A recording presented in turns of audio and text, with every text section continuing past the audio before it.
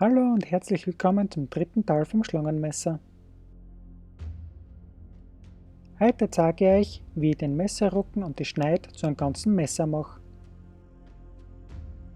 Und jetzt werdet ihr endlich den Unfall sehen, auf den ihr schon die ganze Zeit gewartet habt. Aber es ist nicht alles verloren. Ich kann einen Teil retten und mache ein kürzeres Messer draus. Ich werde mir aber die Lektion vom Missgeschick merken. Ich hebe den Messerrücken und die Schneid mit dem Schweißgerät zusammen, bevor ich es in die Essen gebe.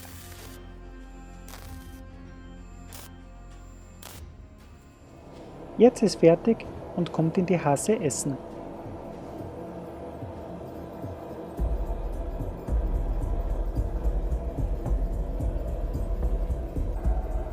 So wie immer fange ich nach dem Borax an, die Spalten zwischen die Stahlstickel zu verkleinern, mit leichten Hammerschlägen, damit sich das Material nicht zu viel verbirgt.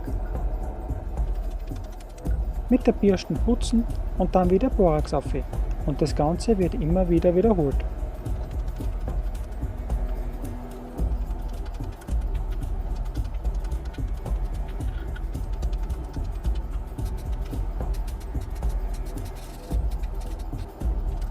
So, das Messer ist schon ganz schön lang geworden, obwohl ich nur leicht drauf gehauen habe.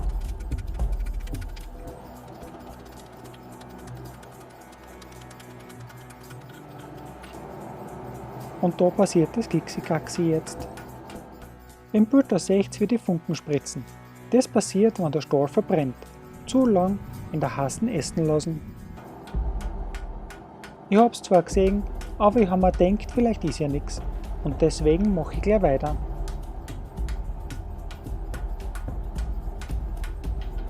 Wenn der Stahl verbrennt, dann wird er ganz spröd und zerbröselt.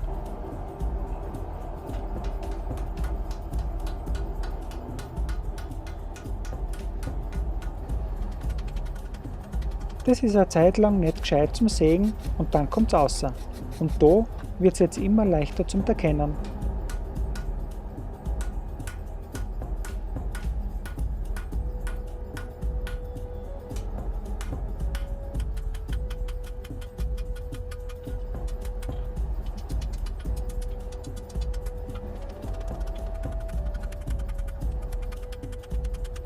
Jetzt ist es soweit, dass es mir ins Gesicht springt. Auf dem Bild ist super zum Sehen, wie der Stahl zerbröselt. Die Spalten schaut echt grauslig aus. Was soll ich jetzt tun?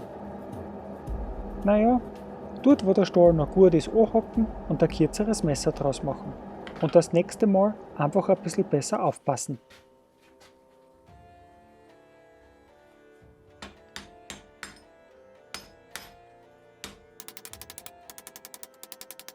Und schon ist angehakt.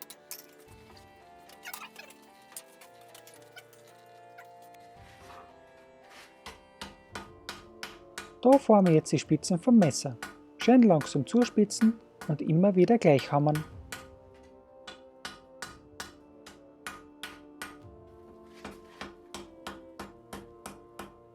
Das ist wichtig, damit das Material um die Spitzen nicht dick wird.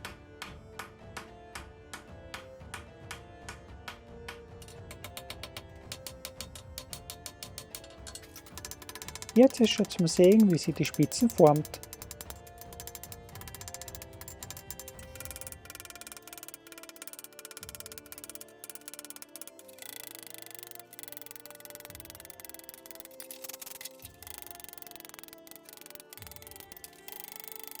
Die Spitzen wird immer länger und schmaler. Und schon langsam ist die Messerform schon zum Erkennen.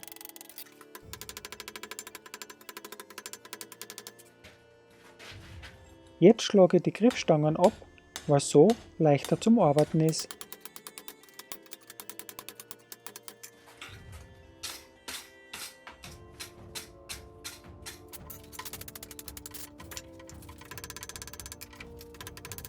Mit der Flex schleife ich wieder den Zund und das Borax an, damit ich es nachher leichter bearbeiten kann.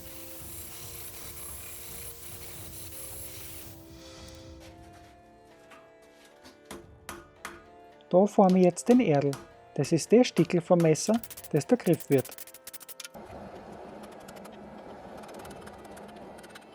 Das Messer ist ein bisschen verhunzt. Mir ist am Ende da eine Schweißnot aufgegangen und die verschweiß ich wieder.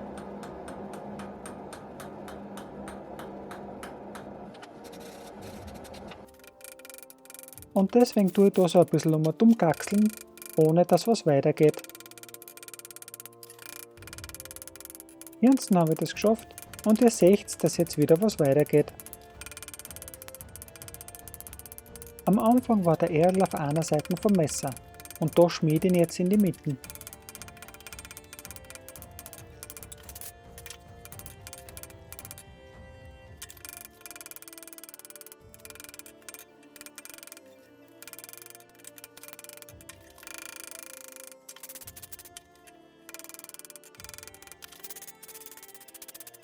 Was mir beim Damastmesserschmieden immer wieder passiert, ist, dass ich das Messer zu viel ausschmiede.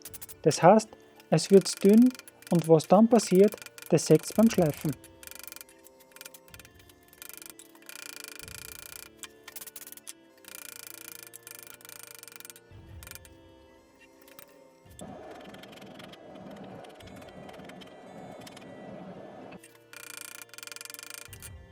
Mit der Bürste putze ich immer wieder den Zunder an, damit er sich nicht in den Stahl druckt.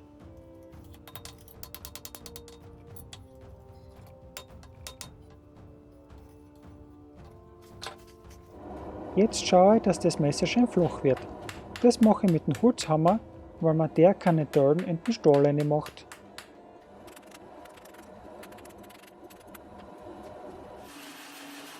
Der Schleifen ist nicht meine liebste Arbeit, aber es gehört halt dazu. Mit einem groben Gurt schleife ich die Grobform vom Messer.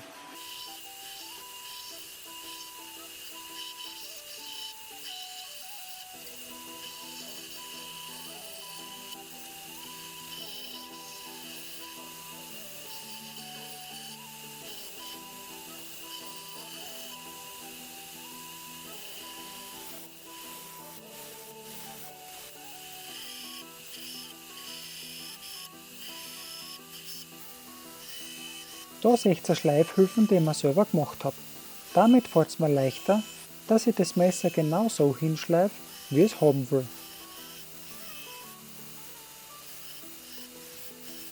Jetzt schleife ich das Messer schön flach und gleichmäßig.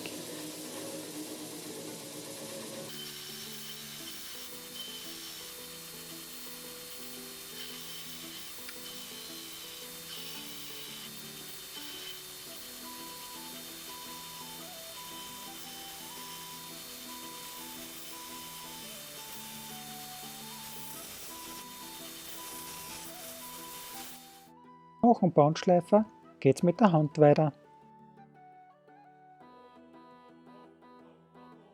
Und da seht ihr jetzt die dunklen Stellen. Das ist die Schmiedehaut, die noch über ist. Da ist das Messer zu dünn und ich kann nicht alles wegschleifen.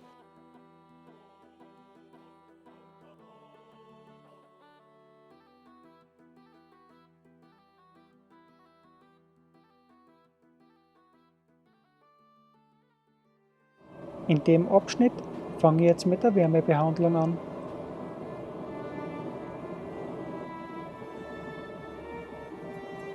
Beim Normalisieren bringe ich das Messer auf Härtetemperatur und lasse es dann an der Luft ankühlen. Das macht die Struktur im Stahl feiner und gleichmäßiger. Es schaut voll gut aus, wenn die Hitze im Stahl wandert. Wenn ihr genau schaut, dann seht ihr es.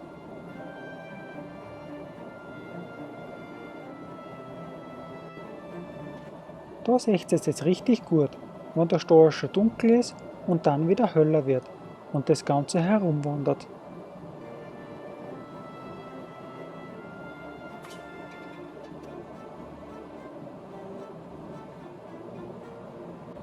Das Ganze mache ich dreimal hintereinander und dann ist fertig für den Härteofen. Die Härtetemperatur ist ungefähr 820 Grad. Ich habe es aber ein wenig höher eingestellt, weil die Schneide ein bisschen auskühlt am Weg ins Öl. Ich hole das Messer aus dem Ofen und gebe es so schnell wie möglich ins warme Härteöl. Wenn alles hingehauen hat, dann kühlt die Schneide so schnell ab, dass sie ganz hart und spröd wird. Und wenn es kalt ist, nehme ich es außer. Mit dem Fallentest schaue ich, ob es hart genug geworden ist. Wenn die Fall drüber gleitet ohne zum Beißen, dann passt's. Ich habe das Messer angelassen, damit ein bisschen Stress aus dem Stahl rausgeht und der ein bisschen flexibler wird. Und jetzt geht's gleich weiter mit dem Schleifen. Diesmal muss ich beim Schleifen aufpassen, dass das Metall nicht mehr zu viel heiß wird, weil sonst die Wärmebehandlung umsonst war. Mit den Fingern kann ich das super kontrollieren. Wenn es für die jetzt heiß wird, dann ist Zeit fürs Wasser zum Abkühlen.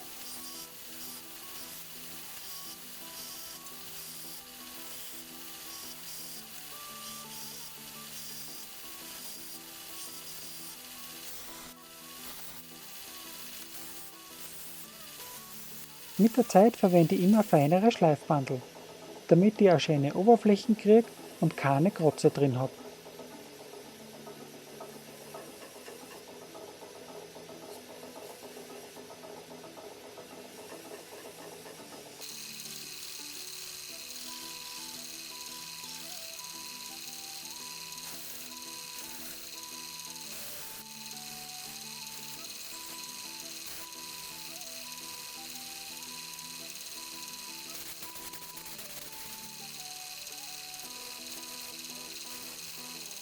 Jetzt mache ich den Schneidtest mit einem Baustahl. Wenn die Klinge das aushält, dann passt's für mich. Und bei der Spitze weiß ich jetzt auch, dass der Stahl gut ist, weil er das auch aushält. So, das Messer hat seine Form, es hat eine gute Wärmebehandlung und es schneidet Stahl, ohne dass es bricht. Und das ist gut. Im letzten Teil zeige ich euch, wie ich das Messer fertig mache. Dankeschön fürs Anschauen von meinem Video. Ich hoffe, es hat euch so gefallen wie mir und wir sehen uns wieder. Viert euch, bis bald!